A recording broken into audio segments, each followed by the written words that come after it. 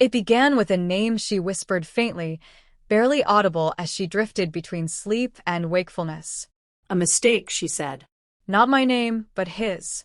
Yet the way she said it sent a shiver along my arms, soft, yet chillingly familiar, like a line rehearsed countless times before. I remained silent. I didn't even draw a breath. Instead, I watched her silhouette bathed in the muted glow filtering through our bedroom blinds. Her hand rested on my chest, as though she belonged there, as if this bed still held meaning. I fixed my gaze on the ceiling, repeating the name over and over until it ceased to sound like a name and transformed into a wound. The following morning, I kissed her goodbye, told her I had meetings all weekend. She smiled. I returned the smile, careful to keep it from reaching my eyes. I already knew her destination and who awaited her there. But what neither she nor he realized was that I would be waiting too, with his wife, in the beach house I had bought. That beach house was never hers. She enjoyed pretending it was her sanctuary, decorating it, calling it her getaway.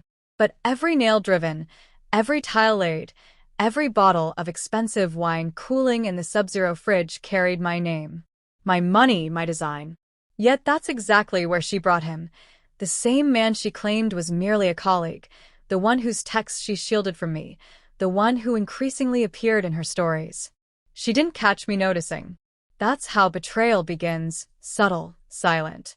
A scent that fades from her skin, a hesitation in her replies, laughter that wasn't meant for me. Then came the trip she said was work, but didn't add up. The night she returned flushed, too warm for winter's chill. That wrong name again, this time murmured into her wine glass. I stayed quiet, watching and waiting. The hardest part of betrayal isn't uncovering it, it's pretending you haven't. I moved in the shadows. I searched a name on her iPad. Found a calendar alert she forgot to switch off. I traced her routines like a storm brewing in the atmosphere. I hired someone to be discreet, phone records, photographs, everything. He was married. Naturally. They always are.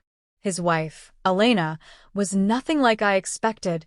Quieter, colder, but not indifferent, calculating. We met at a cafe. Neither of us ordered anything. She carried a folder. I carried silence. 2 months of surveillance, stolen moments, hotel receipts, security camera stills from the beach house. Her red dress. My red dress discarded on a stranger's bed. Elena didn't shed a tear. Didn't even blink. Together, we devised a plan, not for revenge, but for clarity.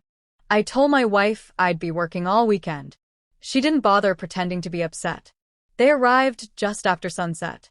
She wore white, always white when she wanted to appear innocent. He carried a bottle of wine like a visitor. I watched from the upstairs hallway. Elena was already inside the master bedroom, seated in the chair where I used to read.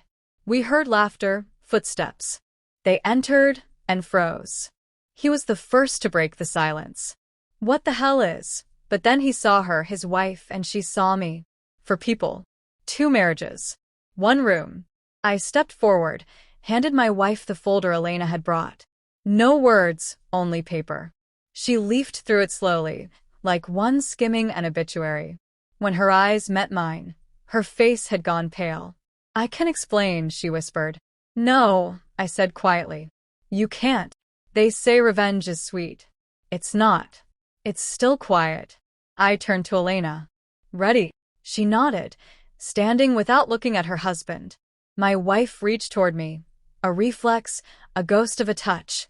But I stepped back. You brought him here, I said. To my home. Tears welled in her eyes. Not sorrow, but fear. What do you want from me? She whispered. Nothing, I replied. And I meant it. There they stood, 2 broken souls tangled in their lies. I walked to the door and held it open for Elena. Before we left, I glanced back. I paid for this weekend. Enjoy it, I said. Then I closed the door behind us. Elena and I didn't speak during the drive home. No words were necessary. Some betrayals don't require vengeance. They just need to be witnessed. The truth carves its own path. Back home, I uncorked a bottle of scotch I'd saved, not for celebration, but for a moment like this. I sat alone in the stillness of my living room, feeling the weight of years lift from my chest like morning mist burned away by sunlight. No anger, no heartbreak, only clarity. She'll come back. She'll plead, but she doesn't know. I buried the man she married days ago. What remains now is something she can't touch and never saw coming. The man she betrayed is gone, and I don't miss him at all.